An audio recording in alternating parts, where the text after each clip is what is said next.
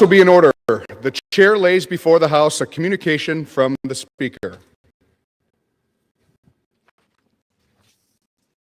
The Speaker's Rooms, Washington, D.C., November 17th, 2025. I hereby appoint the Honorable Tony Weed to act as Speaker pro tempore on this day. Signed, Mike Johnson, Speaker of the House of Representatives. Pursuant to the order of the House of January 3rd, 2025, the chair will now recognize members from lists submitted by the majority and minority leaders for morning hour debate. The chair will alternate recognition between the parties, with time equally allocated between the parties and each member other than the majority and minority leaders and the minority whip limited to 5 minutes.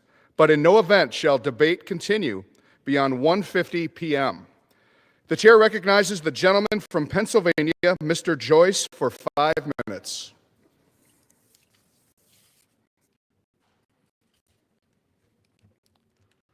Thank you, Mr. Speaker. This week, we will vote on legislation to improve our domestic energy market and support President Trump's agenda on U.S. energy dominance. In my home state of Pennsylvania, we have abundant natural gas reserves. We can utilize this resource that is under the feet of my constituents to provide tremendous economic benefit to our country and support the energy needs of our allies.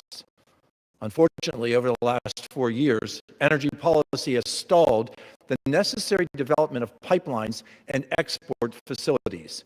This has hindered natural gas production and prevented us from fully realizing the benefit of this critical resource. The United States' ample energy resources are a distinct advantage over our global competitors.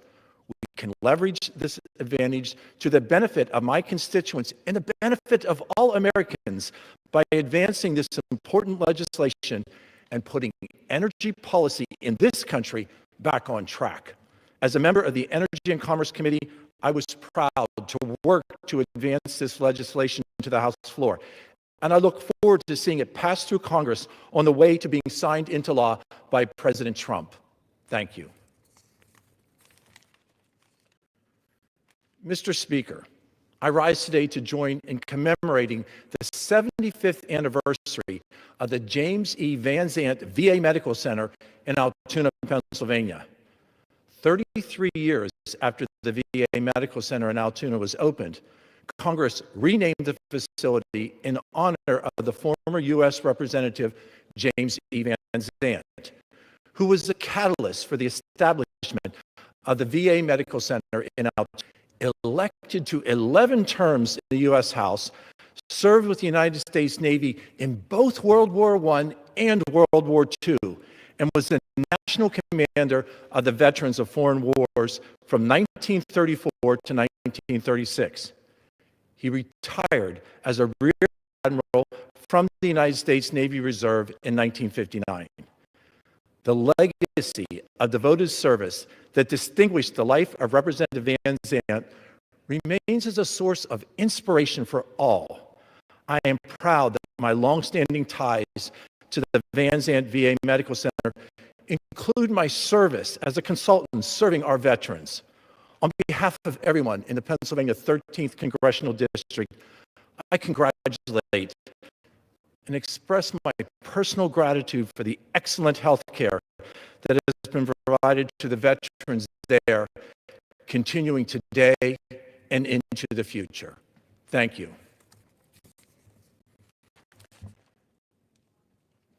Mr. Speaker, I rise today to honor 4 generations of the Black family in Tyrone Township, Blair County, Pennsylvania, on the designation of their farm as a century farm by the Pennsylvania Department of Agriculture. James Black purchased the farm in December of 1920 at a cost of $28 per acre for one. Family ownership was passed down through the years to Samuel Black, who transitioned the operation from a poultry farm to a dairy farm, and then to Samuel's son, Bob Black, who chose to focus on crop farming. Today, Black's Willow Run Farm is owned by Bob Black's son, Clinton, and his wife, Jessica. Crops grown on the farm include corn, wheat, soybeans, and alfalfa. On behalf of everyone in Pennsylvania's 13th Congressional District, I offer heartfelt congratulations to all members of the Black family on this notable recognition and express gratitude for their enduring commitment to one of Pennsylvania's most vital industries, and that is agriculture. Thank you.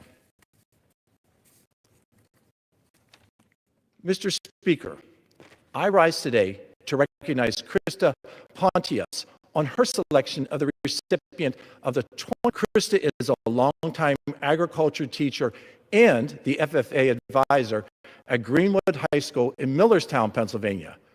With pride, Krista notes that she has devoted nearly 30 years to creating an FFA family at the high school. The Golden Owl Award is one of the most prestigious forms of recognition in agriculture education. Presented at the Pennsylvania FFA State Convention, the award honors teachers in the state of Pennsylvania who dedicate countless hours to improving the lives of their students. Pennsylvania Secretary of Agriculture Russ Redding described Krista as a natural teacher whose dedication makes a lasting impression on students in our communities. Most certainly, Krista is a source of pride for the entire district. On behalf of everyone in Pennsylvania's 13th Congressional District, I congratulate Krista. Thank you, and I yield. The chair recognizes the gentleman from Connecticut, Mr. Courtney, for 5 minutes. Thank you, Mr. Speaker. Mr. Speaker, after months and months of President Trump insisting that his tariffs are not paid by Americans, insisting that tariffs don't drive up prices, insisting that there will be no exclusions or exemptions from his Liberation Day tariffs that he imposed back in April. On Friday afternoon, the White House very quietly released a statement that they in fact are exempting and carving out tariffs for a number of goods which were blindingly obvious were going to be costing more because we do not produce any of those goods here in this country. So included in his order is coffee, tea, fruit juices, tropical fruits, spices, bananas, oranges, and tomatoes. And obviously, and you talk to anybody who's been in a grocery store lately, the prices for all of those have gone up by large margins, again, in the wake of the April tariffs that were put into place. Coffee is up 19%, bananas up 7%, oranges and lettuce up 3% and 4%. Again, anyone who actually was connected to the real world that take steps to carve out exemptions for the sake of American consumers and our working families and middle class, that it was amazing to see how the president in October was actually giving speeches where he said prices have come way down. We have gotten prices way down for groceries. That's the mentality which is in that White House. And again, these were tariffs that he imposed unilaterally without consulting Congress. And the question, though, is that it's good that, again, there's going to be some printing with, but it begs the question about, well, what about the rest of the economy that is getting hammered by tariffs? The National Association of Home Builders announced after the tariffs were announced that it would raise the average cost of a new home by $11,000 because of the fact that so many parts and pieces that go into new home construction are imported. That's just a reality in our economy.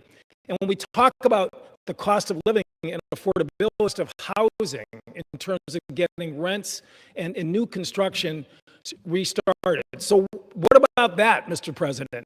Why don't we also look at what is clearly happening in our economy right now and provide relief for the American people who are groaning under the high cost of living? He has to look no further than the Conservative Tax Foundation, which again is a right-of-center economic think tank, whose analysis is that by October, tariffs have raised retail prices on all goods by nearly 5% relative to their pre-tariff trend line. And instead of solving high inflation, the Trump tariffs have continued it and in some instances increased it. This is includes a 6% increase for imported goods and 4.3% for domestic goods, because a lot of our domestics. The fundamental problem here is that this president believed in his mind that he himself had the power to impose these tariffs. Let's be very clear. A tariff is a tax on imported goods. It is a tax. I'm from New England. Remember the Boston Tea Party? It was about a tariff on tea that the British government was trying to force the American colonists to pay. So right now, before the U.S. Supreme Court, there was a case, was argued just a couple of weeks ago, where, again, the plaintiffs powerfully stated that the president did not have the authority to impose those taxes back in April. That is an Article 1, Section 9 authority in the Constitution for the Congress. And for the sake of reestablishing the checks and balances in our country, and for the sake of the American economy, where issues like tariffs, which require a lot of analysis and are very complex and require Congress to be part of that decision making. In fact, we are the decision makers according to the Constitution, that those tariffs should be struck down, and we should go back to basics, which is that when we deal with tax policy, it is the power of Congress that prevails into the economy. The harm that's been done to the middle class and working families because of the Trump tariffs that, again, were just unilaterally imposed and indiscriminately imposed against some countries that we actually have trade surpluses with, have to be rolled back. It is, again, an admission on Friday by the administration that their tariff policy has failed, and it's time for Congress to stand up and do its job and rebalance our economy. Thank you, Mr. Speaker. The chair recognizes the gentlewoman from Iowa, Ms. Miller Meeks, for 5 minutes. Thank you, Mr. Speaker. Speaking of taxes, the tax on the economy and the detriment to the economy of the Democrats' shutdown over the past 6 weeks makes me delighted to be back here in Congress doing the work of Iowa and the American people. Mr. Speaker, I rise today to highlight a critical investment for Iowa families, the $2.78 million in community project funding I secured for the Newton YMCA child care expansion. This funding will allow the Y to open 50 new child care slots, giving working parents in Jasper County the reliability and support they urgently need. Access to child care is not just a family issue, it is a workforce. It hurts local businesses and the entire economy. The Newton YMCA is a pillar of its community, and this expansion will allow it to serve more families, strengthen the workforce, and keep Newton and Jasper County growing. I'm proud to have secured this funding and will continue fighting for projects that support families and build a stronger future for Iowa's 1st District and Iowa. Mr. Speaker, I rise to highlight the $2 million in community project funding I secured for Jones Regional Medical Center in Makokata, Iowa, to build a permanent state-of-the-art medical simulation lab. For the past several years, JRMC has trained nurses out of 2 temporary trailers.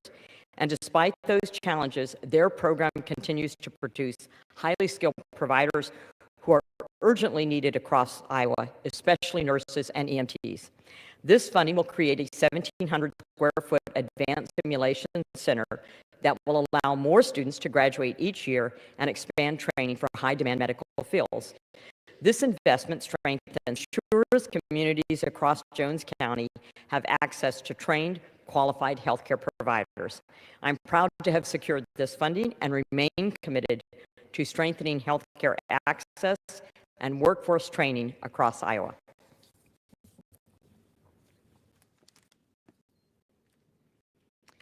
Mr. Speaker, I rise today to recognize the $825,000 in community project funding I secured to restore critical healthcare access in Lee County through the Keokuk Area Hospital Project.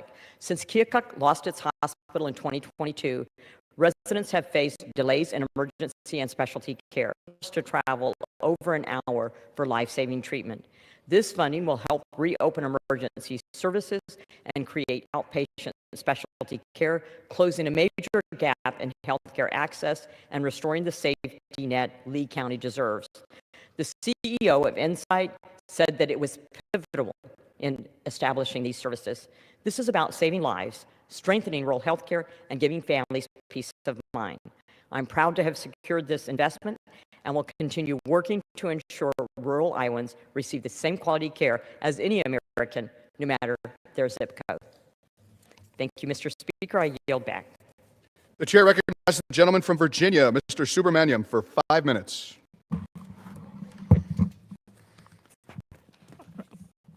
Mr. Speaker, I rise today to celebrate the life and legacy of Cheryl Tate Macias Hamby, a devoted public servant, community leader, and an example of what it truly means to have a life of service. And whether working in Congress or the executive branch, she approached every challenge with integrity and the belief that public service is about improving the lives of others. And her commitment to service extended far beyond her professional life. In Prince William County and across Virginia, Cheryl was a tireless volunteer and a civic leader through her work with the Rotary Club, Scouts, and numerous community organizations.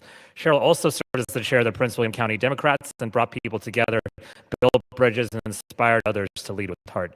Cheryl's legacy and memory will live on through all the lives that she touched and the communities she strengthened. My heart goes out to Cheryl's family. May she rest in peace.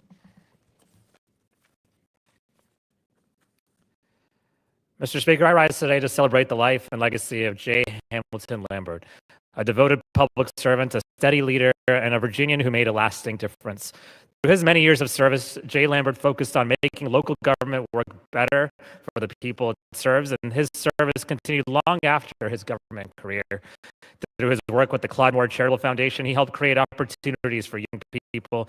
Thousands of students have benefited from programs he helped grow, giving them the skills they need to build a brighter future. He carried himself with humility, sharp insight, and a quick sense of humor, and he always put the people around him first. And Mr. Speaker, his legacy will live on in the people he helped and the programs he strengthened and the communities across Virginia, and especially in Loudoun County, that are better because of his service.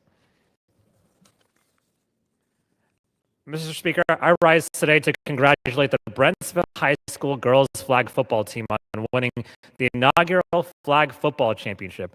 This fall marked the first year for girls flag football as a club sport in Prince William County, fastest growing sports in the country. 12 Prince William High School teams competed in an 8-game season and a postseason tournament. And on Saturday, Brentsville defeated Patriot High School 15-6, completing a perfect 11-0 season. This victory for Brentsville High School reflects their teamwork and determination, and they are really good. I actually checked out some of their pictures of the girls, and Coach Baltimore, on your undefeated season, you have made Brentsville and an entire community proud.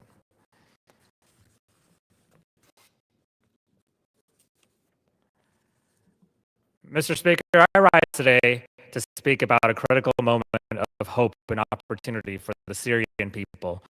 For the past decade, Syrians have experienced civil war, mass destruction, hundreds of thousands of deaths, and millions of displacements. But with the fall of the Assad regime and the transition to a new administration today, we have a window of opportunity to support the Syrian people as they seek to achieve a free and democratic future, infrastructure, and a future fueled by thriving business and free from repression. I am proud to support legislation that offers sanctions relief for Syria, opening the door to new investments from partners around the world. And it is my hope that together we can turn this moment into a brighter future for the Syrian people and for Syrian Americans. Finally, Mr. Speaker, I want to congratulate the Light Ridge High School marching band for being invited to march in the 2027 London Parade. This is a huge honor. This is a really big deal.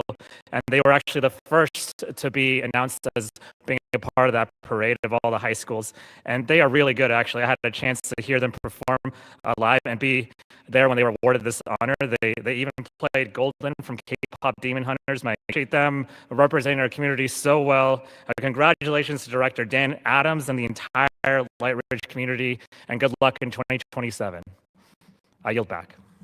The chair recognizes the gentleman from Texas, Mr. Self, for 5 minutes.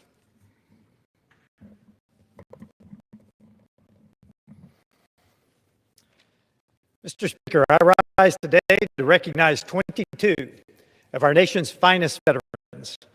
These individuals are exceptional American heroes who demonstrated selfless commitment to serving our nation and their communities. This is a moment to acknowledge those who have sacrificed much and devoted all to safeguard our country. This year, Texas 3rd District is saluting brave veterans who have exhibited remarkable service, leadership, integrity, and dedication. These veterans represent true role models within our community, deserving our utmost respect, acknowledgement, and honor.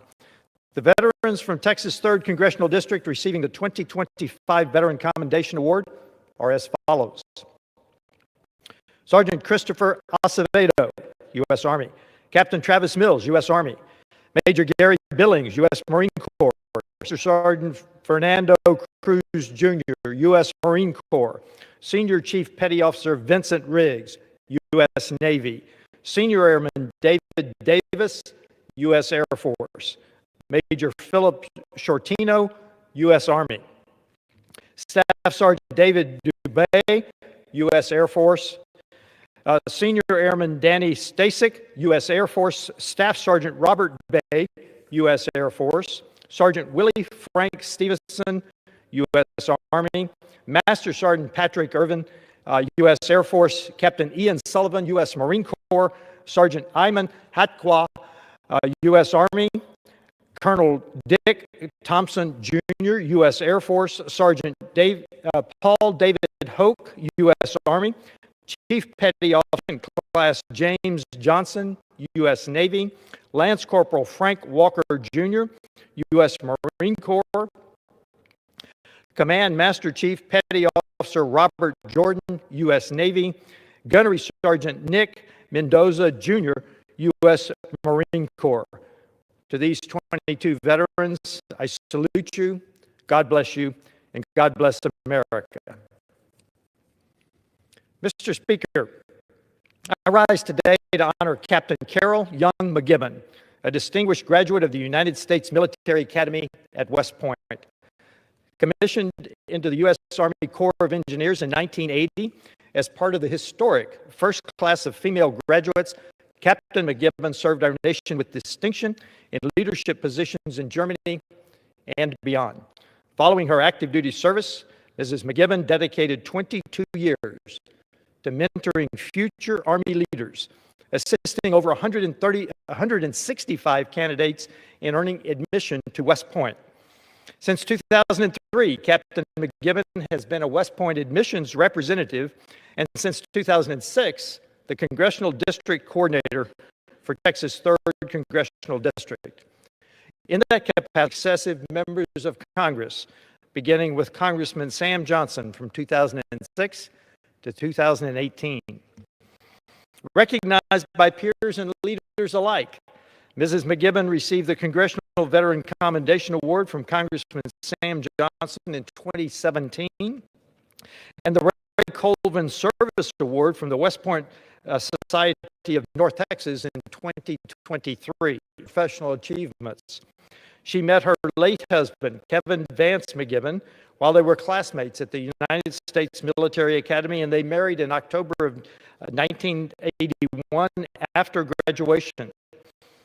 Captain Kevin McGibbon served as an infantry officer in the U.S. Army, stationed in Germany during the Cold War from 1980 to 1985, earning his Ranger Tab and Airborne Wings. Together, they raised 3 children who continue the proud tradition of military service, including officers and graduates of West Point and the U.S. Air Force. The Army Lacrosse Endowment stands as a testament to the enduring commitment of Carol and Kevin McGibbon to the values of West Point and the U.S. Army. Carol McGibbon's dedication to West Point and to our nation embodies the highest ideals of duty, honor, country. Therefore, I honor Captain Carol McGibbon for her lifetime of service to the United States, to West Point, and to the countless young men and women whose lives she has helped shape. And we extend our gratitude and best wishes upon her retirement as Academy Liaison Officer for West Point. The enduring legacy Captain Carol McGibbon leaves at West Point stands as a beacon for those who aspire to lead and serve, ensuring the Academy's proud tradition endures for generations to come. May God bless Captain Carol McGibbon. May God bless the United States of America. I yield back the balance of my time. The chair recognizes the gentlewoman from New Mexico, Ms. Stansbury, for 5 minutes. Good morning. Thank you, Mr. Speaker. And I would love to just say welcome back to the House of Representatives. This is our first full week back after the shutdown and the 54 days of lockout that we experienced here in this chamber after a completely wasteful, avoidable and painful shutdown that not only harmed families, workers in our communities, but cost our country billions of dollars. It did not result ultimately in the fight to end the attacks on our healthcare. And so rather than coming back this week after our shutdown, the longest shutdown in history, to address the real issues that were at the heart of this debate, lowering healthcare costs, addressing the healthcare cliff, addressing the cost of food, addressing the cost of housing, what are we doing here this week? Attacking our public lands and opening them up for oil and gas drilling. This week, our colleagues across the aisle, fresh from their multi-week vacation, have come with a whole slew of special asks by special interests from the oil and gas industry. We have HJ Res 130, the Congressional Review Act to reverse a resource management plan that was developed with tribal consultation and public benefit to open the door to coal development in an area where communities have been abundantly clear that they do not want these attacks on these public lands because of the threats it poses to climate change, to public health, and to their future. Why are they ignoring what these communities have already said? And yet here we are voting on legislation this week that would repeal community-based strategies to protect our public lands. All three of the CRA measures that are scheduled to be voted on this week are literally put forward to open some of our nation's most sacred and treasured places.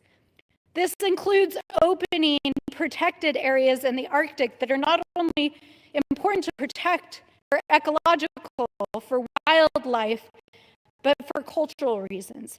Areas that our colleagues know tribal communities have fought for generations to protect. Areas that our colleagues know are sensitive. Areas that we know during the first Trump administration, when they tried to sell them off to the lowest bidder, the oil and gas industry didn't even want to drill there. And yet here they are trying to reverse the protections that have been put in place to protect not only these important lands in the Arctic, but these sacred lands. Mr. Speaker, these bills not only impact these lands, but are part of a larger pattern that we see in this administration, revoking previous protections that have been put in place to respect not only the ecological importance of lands, but also sacred places. In fact, during the shutdown, tribes in my district received notice that the administration was considering repealing the protections for Chaco Canyon. Mr. Speaker, I want you to understand what Chaco Canyon is. It is a global World Heritage Site, but it is a sacred site. It is a place for generations Pueblo and Diné Navajo people have come to pray. It is a place where on a cold morning, standing on top of the mesa overlooking Pueblo Bonito, you can see the ancient cities, kivas, and sacred sites far as you can see, where you can walk in the footsteps of people who built these structures, and you understand why it is sacred. It is the ancestral homeland of the Pueblo people. It is the place where today religious leaders and community leaders continue to come for their religious practices. And it is a place that we have fought to protect for generations. And yet, in the middle of the longest government shutdown, as tribes could not even get basic programs and services to operate, could not figure out if they're not get access to lands that were important to them. This administration had the gall to send a Time letter has expired. to our tribes saying that they were going to revoke protections. So I am here to say we will fight back. Pursuant to Clause 12A of Rule 1, the chair declares the House in recess until 2 p.m. today.